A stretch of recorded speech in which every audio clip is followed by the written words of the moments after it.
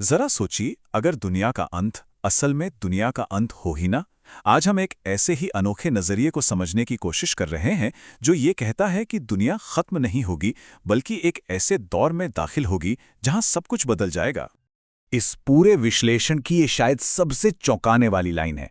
देखिए, जब भी हम अंत समय के बारे में सुनते हैं तो दिमाग में तबाही, विनाश, यही सब आता है ना? लेकिन ये स्रोत कहता है कि नहीं, ये तबाही की नहीं, बल्कि एक जबरदस्त बदलाव की कहानी है। तो सवाल उठता है कि भाई ये बदलाव आखिर है क्या? कैसा दिखेगा ये? चलिए इसी को समझने से शुरुआत करते हैं। तो सबसे पहली बात, अंत समय को लेकर जो हमारी पुरानी सोच है उसे बदलना होगा। स्रोत का तर्क कहता है कि यह कोई डरावना सर्वनाश नहीं, बल्कि एक बहुत ही पॉजिटिव शिफ्ट है। समझ लीजिए, अंधेरे के एक युग का अंत और रोशनी के एक नए युग की शुरुआत।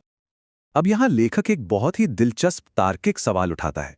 कई धर्म ग्रंथ कहते हैं कि एक मसीहा धरती पर राज करने आएगा, लेकिन कुछ व्याख्याएं ये भी कहती हैं कि धरती नष्ट हो जाएगी। तो लेखक पूछता है, अगर धरती ही नहीं रहेगी तो वो मसीहा राज कहाँ करेगा? ये दोनों बातें एक साथ कैसे सच हो सकती हैं? और अपने इसी बात को मजबूत करने के लिए श्रोत प्रभु की प्रार्थना का उदाहरण देता है।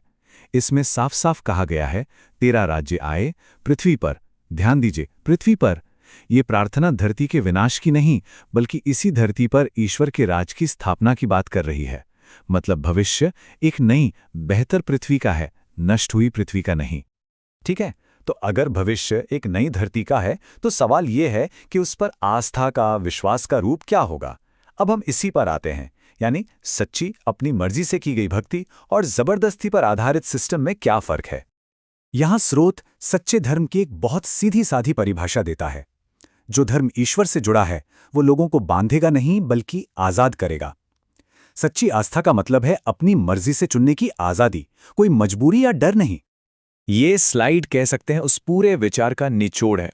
एक तरफ है ईश्वर का रास्ता जहां स्वतंत्रता और प्रेम है, और दूसरी तरफ है शैतान का रास्ता जो डर और जबरदस्ती पर टिका है। लेखक के मुताबिक किसी भी व्यवस्था को परखने की यही असली कसौटी है। अपने इस तर्क को साबित करने के लिए स्रोत इस्लाम के विस्तार का एक खास उदाहरण देता है। स्रोत के अनुसार उस समय जीते हुए राष्ट्रों के सामने 3 रास्ते रखे जाते थे। या तो धर्म बदल लो, या अधीन का स्वीकार करके जजिया नाम का कर दो, या फिर तलवार से मरने के लिए तैयार हो जाओ। लेखक का तर्क है कि ये व्यवस्था जबरदस्ती पर आधारित थी। और ये बात धर्म त्याग यानी एपोस्टेसी के मुद्दे पर और भी साफ हो जाती है। स्रोत का तर्क है कि अगर किसी सिस्टम में धर्म छोड़ने पर सजा का डर हो तो ये आज़ाद मर्जी के खिलाफ है। ये ईश्वरीय सिद्धांत हो ही नहीं सकता। अब हम आते हैं इस विश्लेषण के सबसे बड़े और शायद सबसे विवादास्पद विचार पर। लेखक का दावा है कि दुनिया भर के धर्म जिस उद्धारकर्ता का इंतजार कर रहे हैं वो अलग अलग नहीं हैं, बल्कि एक ही हैं। और ये रहा वो दावा। स्रोत का कहना है कि यहूदी परंपरा के ईश्वर यहोवा और हिंदू परंपरा के परमेश्वर विष्णु असल में एक ही सर्वोच्च शक्ति हैं। जरा सोचिए इस विचार के बारे में। ये दुनिया की 2 बड़ी धार्मिक धाराओं को एक ही जगह लाकर खड़ा कर देता है। ये टेबल इस बात को और भी दिलचस्प बना देती है।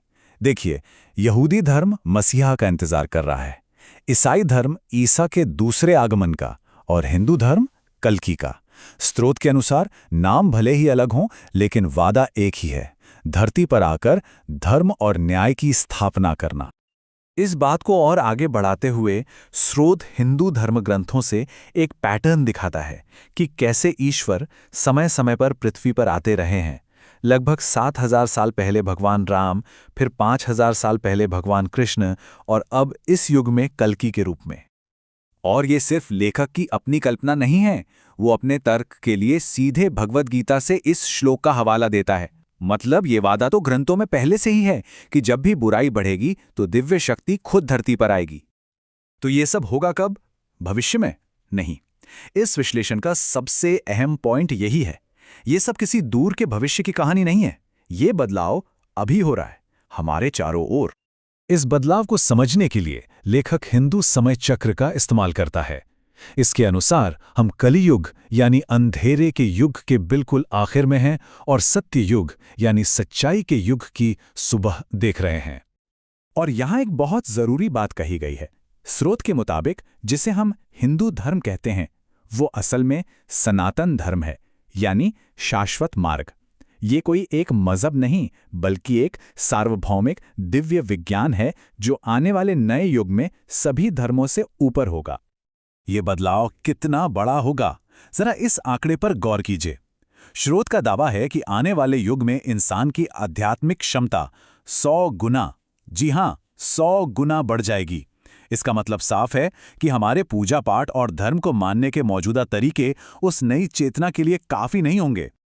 तो आखिर में ये सारी बातें हमें कहाँ ले जाती हैं? स्रोत का संदेश 3 कदमों में सिमट जाता है।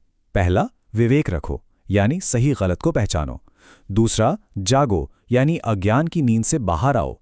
और तीसरा, इस बदलाव में सिर्फ दर्शक नहीं, भागीदार बनो। तो ये पूरा विश्लेषण हमें एक बहुत गहरे सवाल के साथ छोड़ जाता है। यहां मकसद ये तय करना नहीं है कि ये दावे सही हैं या गलत, बल्कि सोचने वाली बात ये है कि अगर दुनिया भर की प्राचीन कथाओं में एक जैसे धागे मिल रहे हैं, तो वो आज हमें क्या बताने की कोशिश कर रहे हैं।